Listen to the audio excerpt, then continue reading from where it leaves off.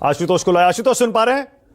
जी मैं सुन पा रहा हूं। हाँ आशुतोष, मैं ये जो राहुल गांधी की नाराजगी की खबरें आ रही हैं और सूत्र बता रहे हैं, ये सुरेंद्र राजपूत कह रहे हैं गलत है, लेकिन राहुल गांधी हरियाणा में जैसे कह रहे थे कि नहीं छोटी पार्टियों से गठबंधन होना चाहिए और वहां की लोकल लीडरशिप उसके पक्ष में नहीं थी, यहां ऐसा लगता है कांग्रेस पार्टी महाराष्ट्र में ज्यादा झुक गई, 85 पर तैयार हो गई, जबकि लोकसभा का परफॉर्मेंस देखें या पिछले चुनाव में 147 कांग्रेस लड़ी थी, वो भी इतिहास देखें, तब भी कांग्रेस का शायद दावा ज्यादा बनता था, वो 85 पे मान गए। तो ये इधर कुआं इधर खाई हो गया है क्या कांग्रेस लीडरशिप के लिए? नहीं, मुझे नहीं लगता इधर कुआं उधर खाई वाली बात है। वो उनकी अपनी राजनीतिक व्यवहारिकता का प्रयास है और मुझे लगता है कांग्रेस पार्टी ने हरियाणा के हार के बाद काफी कुछ सीखा है।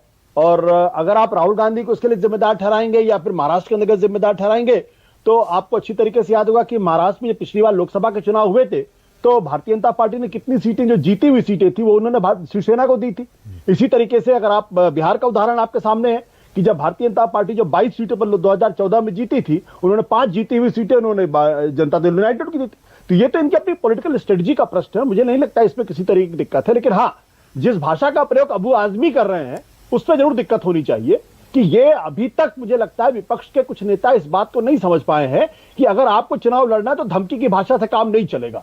और अबू आजमी और समाजवादी पार्टी और अगर इस तरीके की भाषा का प्रयोग करें, अगर हमको 5 सीट नहीं देंगे तो 25 में लड़ा देंगे, इसका मतलब वो सीधे कह रहे हैं कि अगर मुझे 5 सीटें नहीं दी गई तो 25 सीटों पर हम इंडिया गठबंधन को हरा देंगे। अगर ये स्तर है उनके गठबंधन के सहयोगियों के साथ बातचीत करने का, जो कमलनाथ ने दिखाया था अखिलेश वखिलेश क्या है, तो फिर यकीन मान लीजिए महाराष्ट्र के अंदर इंडिया गठबंधन कोई बहुत बड़ा कमाल करने वाला नहीं है। और ये भाषा जिस भाषा का इस्तेमाल गठबंधन के साथी एक दूसरे को लेकर कर रहे हैं, वो दोनों तरफ भी है। अगर आपने पिछले दिनों देखा था किस तरीके से शिंदे ग्रुप के लोगों ने कहा था कि भाई मुझे तो अजीत पवार के साथ बैठने में उल्टी आती है, तो अगर आपको उल्टी आती है तो फिर आप उस गठबंधन का हिस्सा क्यों, छोड़ दीजिए ना गठबंधन। आपको उनके साथ उल्टी भी आती है, उनके साथ चुनाव भी लड़ेंगे, उनसे वोट भी लेने की कोशिश करेंगे, फिर उनके कहने पर हम मदरसों में टीचर्स का तिगुना सैलरी भी कर देंगे। मुझे लगता है भाषा की मर्यादा का ध्यान आज के राजनेता नहीं रखते हैं, ये दुर्भाग्य की बात है। और अभी मैंने आपके चैनल पर भी देखा कि भाषा की मर्यादा तार हुई। भाई हम क्यों सभ्य भाषा में बात नहीं कर सकते एक दूसरे से? क्या हम एक दूसरे के राजनीतिक दुश्मन है? क्या हम एक दूसरे की जान लेने के दुश्मन है? अरे सभ्य भाषा में नहीं, आशुतोष एक सेकंड मैं इस पर बोलना भी चाह रहा था, लेकिन क्योंकि प्रदीप भंडारी और सुरेंद्र राजपूत आपस में भिड़ गए इसलिए मैंने नहीं कहा। अब जब आपने कहा तो मुझे ये ध्यान आया, ये तो मुद्दा नया नहीं है ना आशुतोष। जैसे गुजराती अस्मिता, महाराष्ट्र की मराठी अस्मिता, गुजराती पूरे देश पर हावी हो गए या बाहरी हैं, या महाराष्ट्र के बिजनेस गुजरात चले गए, या फिर सोनिया गांधी का विदेशी मूल का मुद्दा, ये सारे पुराने मुद्दे हैं। सोनिया गांधी के विदेशी मूल का मुद्दा तो कांग्रेस पार्टी के अंदर के नेताओं ने उठाया था, शरद पवार ने उठाया, ममता बनर्जी ने उठाया, अलग पार्टी बन गई उस पर। तो ये अगर दोनों ये मुद्दे अपने अपने लोग उठा रहे हैं तो इसमें क्या गलत है? देखिए मानक, एक बात मैं बता दूं, मुझे कभी कभी इस बात को सुनकर बड़ी हैरानी भी होती है और अंदर से तकलीफ भी होती है कि आपको व्यक्तिगत होने की जरूरत क्या है। और मैं एक बात बताऊं, मुझे इस बात का ज्ञान तब हुआ जब 2004 के चुनाव में मैं आंध्र प्रदेश के अंदर रिपोर्टिंग करने गया था और वहां चंद्रबाबू नायडू की रैली थी।